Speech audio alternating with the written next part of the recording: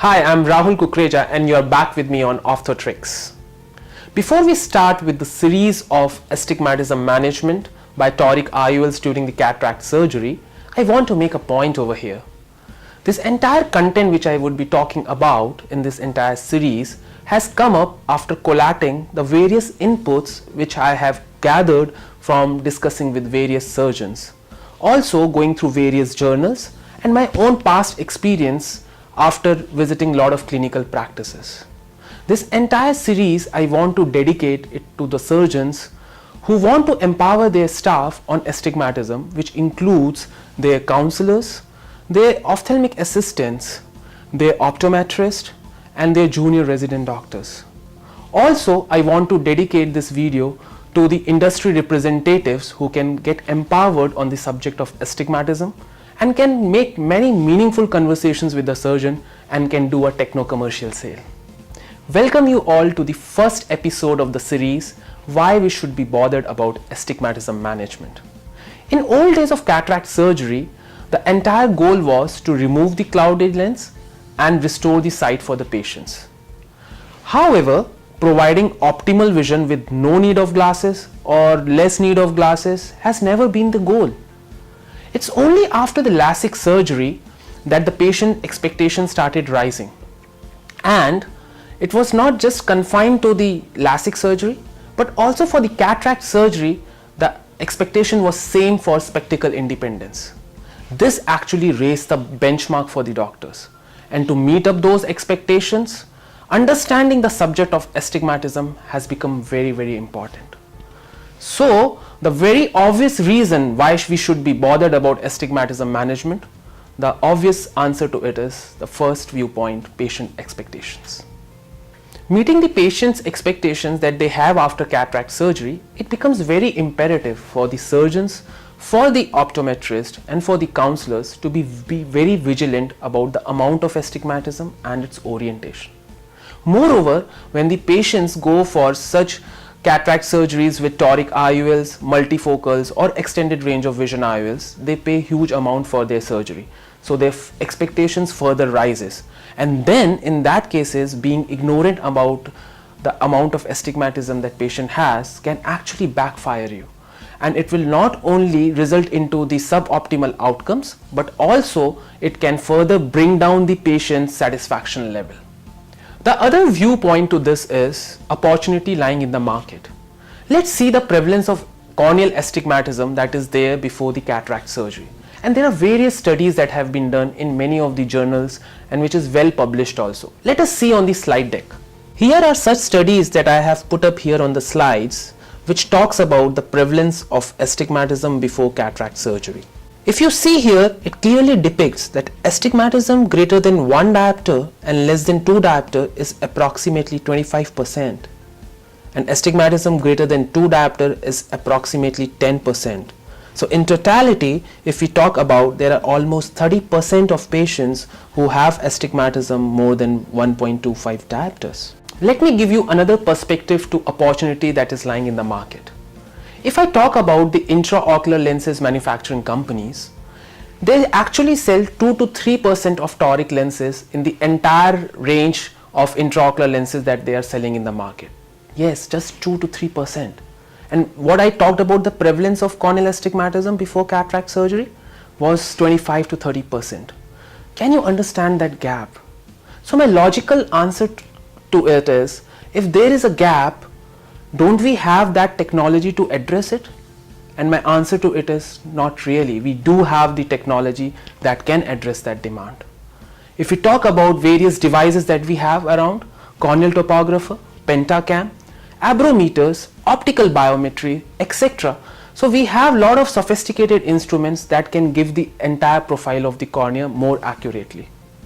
And also we have great companies who are manufacturing excellent IOLs with their better material and design, which can ensure the refractive predictability and stability. So if we have the technology, we have the opportunity, then is it really that it's so costly to embrace such technology? Let's get into it. Let's talk about the various costs that are associated with it. The very first is the learning curve. If I talk about the learning curve, I understood from various surgeons who are actually doing this astigmatism management, they talk about it that it's only in the routine cataract surgery that there are extra 2 steps that you have to do. The first is in the preoperative phase, doing the reference marking.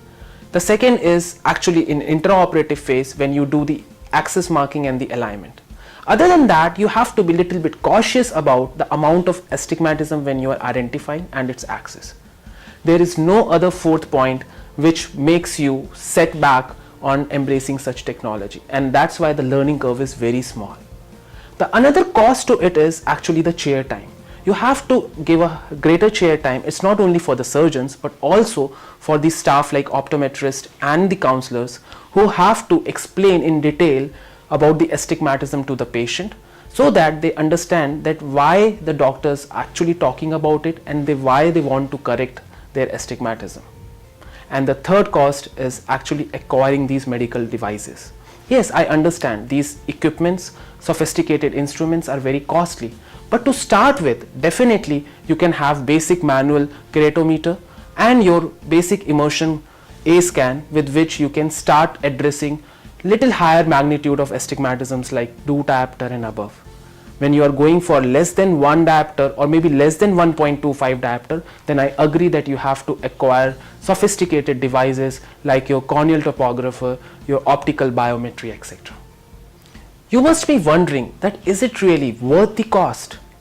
And my answer to it is yes. Actually, we are into the world of, we say it as VUCA world, which is more volatile, uncertain, very complex and ambiguous. Along with that, if you see all around, we are into the world of digital, and moreover we are moving towards technology. If you see in ophthalmology itself, we are into the world of femtocataract. That means in a time to come, again this is my opinion, in a time to come we will definitely, which I foresee, that astigmatism management will be mandate factor. So if you step it into now, this will give you not only the competitive advantage, but actually you will be having more satisfied patients, and you can differentiate your practice from lot of many people who are not doing that, and you would actually be giving high quality eye care to your patients. Till now we have talked a lot of points from surgeon's perspective. Now let us understand what does this astigmatism management means to patient, and my answer to that is quality of vision and quality of life. Let us understand why I say quality of vision. Leaving behind astigmatism, the patient can have poor quality of vision for all range of distances. It's not only blurred for distance, but at all point of focus. So what does that mean? That means if you manage his astigmatism, he would be corrected not only for one range, but for the entire range and also for entire point of focus. I am sure you must be wondering that yes, after cataract surgery for the residual astigmatism, they can wear the spectacles and then can they enjoy the best corrected visual outcome? Yes, they can do that, but what about the quality? Let me show you one review article which will give you further understanding that how the spectacles can bring down the quality of vision when it comes to astigmatism vis-a-vis your toric IOLs. This is a review article from Clinical and Experimental Optometry published in 2010. If you see here, it clearly talks about that spectacle correction of astigmatism creates meridional magnification, which when coupled with the associated back vertex distance produces retinal images that are asymmetrically magnified and distorted. Such images have been reported to reduce spatial perception, and adaptation to them is particularly challenging for elderly individuals.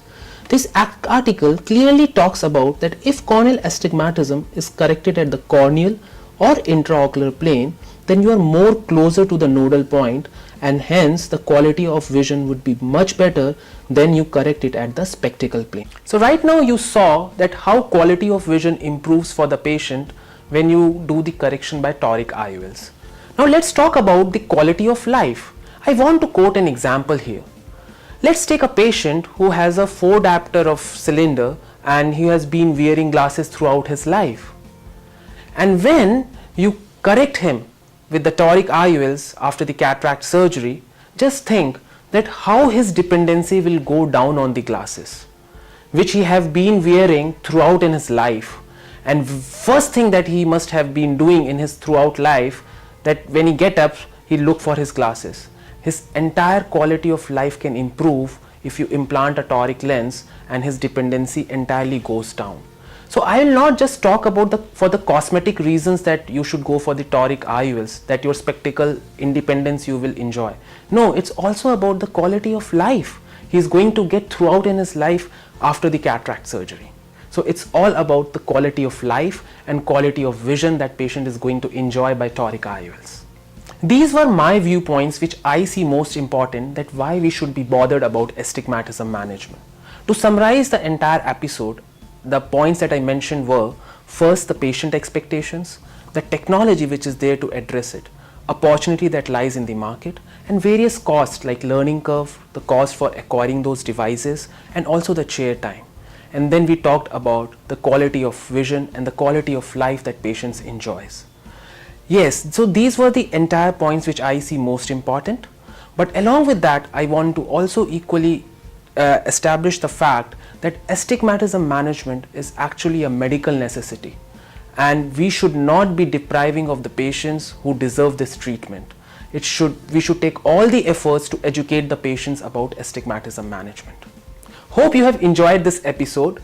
Now my next episode will be on overview of astigmatism, where also I would be talking about with the rule, against the rule astigmatism, regular astigmatism, irregular astigmatism. So stay tuned. Dear friends, please like and share Optotrix, and also do not forget to press that bell icon.